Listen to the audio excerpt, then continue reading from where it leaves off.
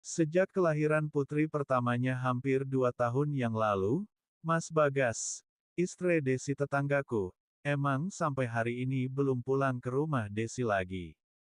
Dengar-dengar, Mas Bagas emang marah besar pada Desi, lantaran kehalimannya waktu itu dipermasalahkan. Sebagai lelaki, Mas Bagas curiga, mengapa Desi sudah halim 3 bulan, sementara ia merasa baru pulang 2 bulan sebelumnya. Jadi ada selisih waktu yang aneh selama 1 bulan, dan itulah penyebab Mas Bagas belum pulang lagi. Desi itu bukan hanya tetangga terdekatku, tapi ia juga teman sekolah dan teman bermain sejak kecil. Makanya, melihat keadaannya yang sendirian sejak halim, melahirkan, sampai merawat dan ngejaga Alia, anaknya, aku lebih banyak yang mengurusnya. Tiap kali aku tanya, kenapa Mas Bagas kok gak pulang? Selalu jawabannya belum habis kontraknya, ia emang kerja di luar negeri.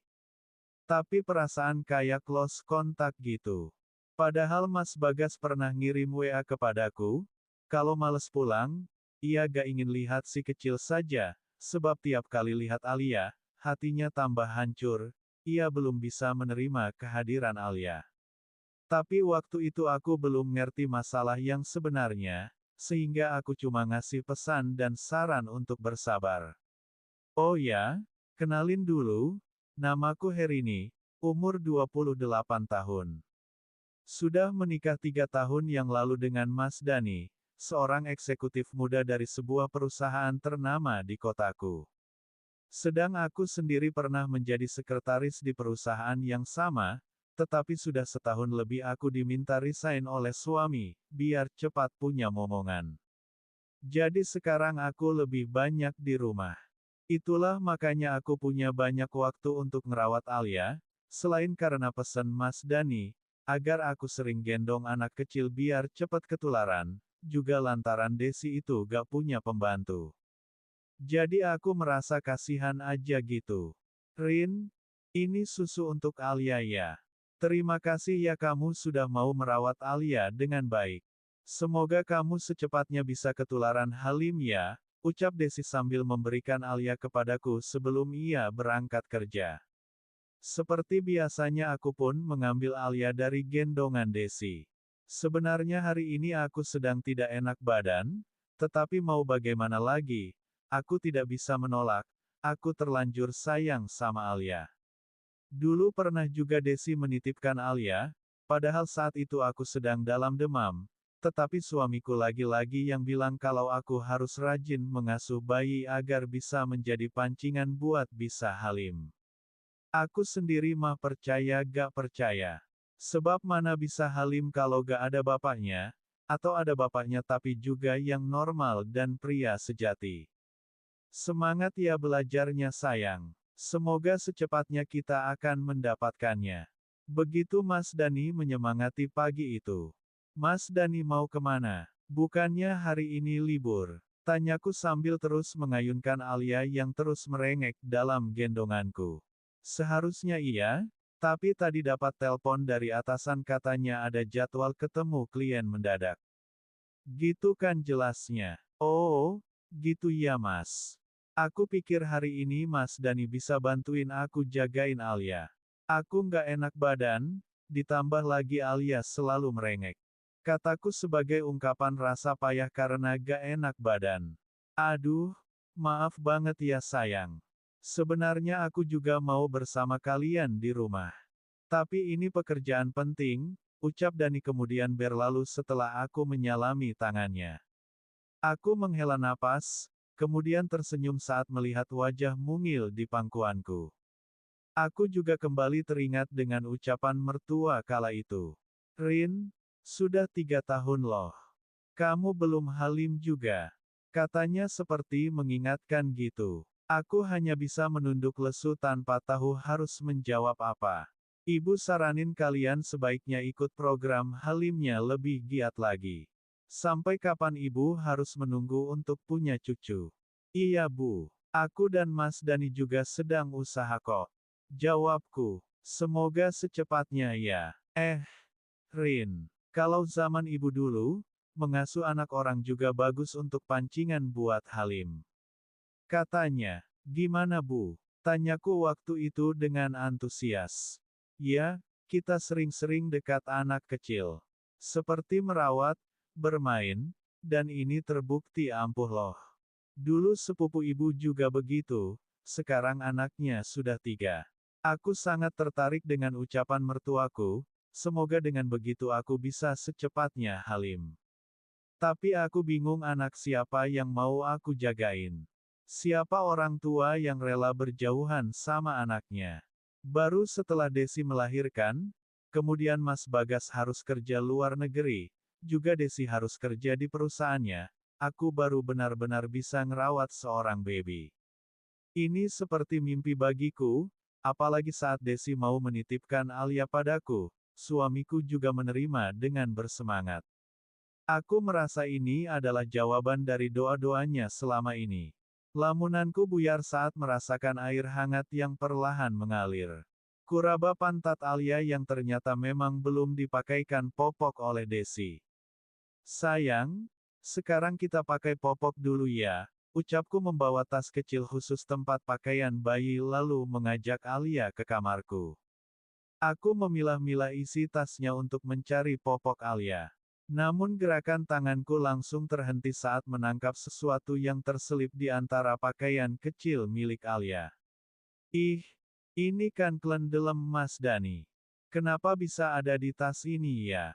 Tanyaku heran seheran-herannya. Dengan dada yang sudah mulai sesak dan berbagai pertanyaan muncul di benak, aku terus menggantikan popok Alia dengan rapi.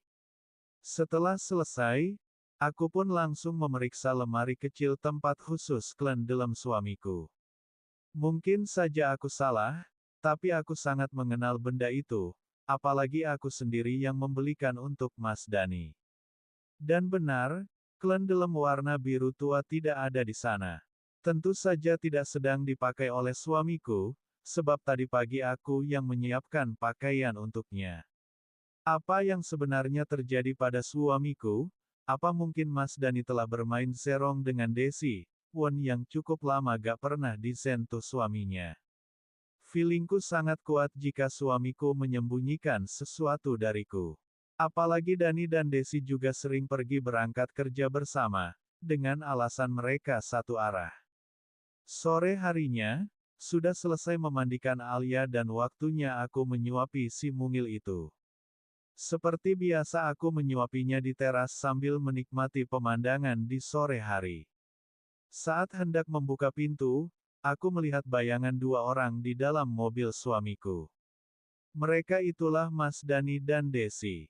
Meski agak remang terlihat, tapi gerakan 2 bayangan di dalam mobil itu jelas tengah berpeluksan. Meski tak terlalu lama, tapi semua telah menggambarkan kalau keduanya emang punya hubungan spesial. Kemudian mereka baru turun dari mobil, dan Desi memberikan kehesufan di BBR Mas Dani. Aku seketika lemas, lututku bergetar seakan tak sanggup lagi menopang badanku.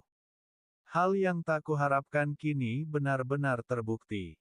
Aku tidak boleh lemah, sudah cukup aku dibodohi selama ini. Lihat saja Mas, aku akan memberikan kalian pelajaran. Kata dalam hatiku. Tapi tak perlu aku tunjukkan kemarahanku. Aku tahu mereka pasti mengelak jika aku tanya atau aku tegur tentang jalinan yang tengah terjadi. Bahkan aku mulai curiga, kalau Alia si baby yang tengah aku rawat ini adalah anaknya Mas Dani sendiri. Ciri dan tanda itu begitu kuat. Selain feeling seorang Won, juga wajahnya yang begitu mirip. Aku yakin, ada yang disembunyikan dariku soal anak ini.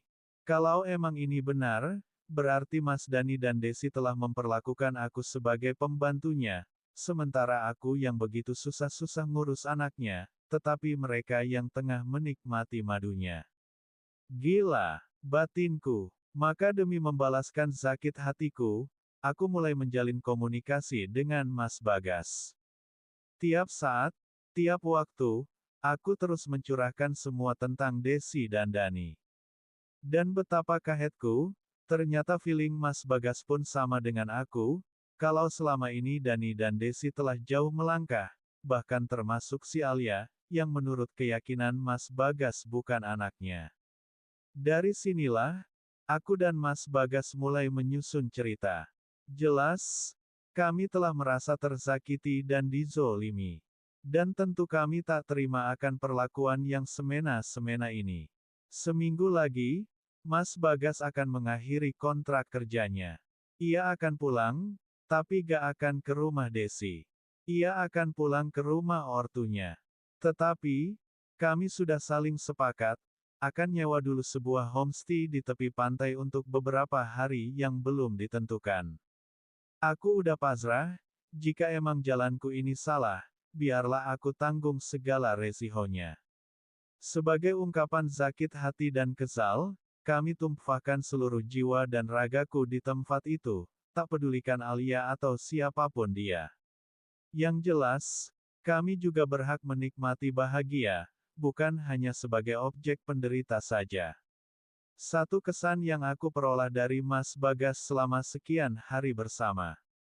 Dia lebih romantik, lebih jujur, dan jauh lebih kuat dari Mas Dani. Aku benar-benar baru merasakan puncaks dari semua puncaks yang ada. Pokok melimpahlah semua vitamin yang aku butuhkan. Pagi, saat Mas Dani berangkat kerja, dan pasti bareng Desi, setelah itu baru aku berangkat pula ke tempat sewa Mas Bagas di tepi pantai itu, dan lagi-lagi memerankan diri sebagai seorang istri yang tengah sakit hati. Yang penting sore jam kerja suami pulang, aku harus terlebih dahulu berada di rumah. Semua berjalan lancar, tak ada hambatan apapun, aku dan Mas Bagas tetap pada komitmen untuk tak memikirkan masalah yang tengah mengguncang rumah tangga, sampai pada akhirnya, sebulan kemudian aku dinyatakan positif, setelah kuperiksakan ke bidan. Kabar ini kusampaikan pada Mas Dani, dan hal yang tak kuduga pun terjadi. Mas Dani bangga dan bahagia mendengar kabar itu. Ia bilang, "Ya kan Syang, kalau suka ngerawat anak kecil itu bantu mempercepat proses kehaliman kan." Emang gue pikirin, batinku, aku iyain aja biar seneng hatinya. Aku mah cuek aja, penting aku sudah bisa buktikan kalau aku tidak gabuk, alias tidak mendul. Aku tak peduli bagaimana nanti. Tetapi sampai proses persalinan, Mas Dani tak ada komplain apapun. Sementara setelah ada proses nego, Mas Bagas akhirnya pulang ke rumah Desi. Lucunya lagi, Alia begitu terlihat senang, mungkin dalam hatinya ngomong, aku punya adik deh. Sekian dan terima kasih.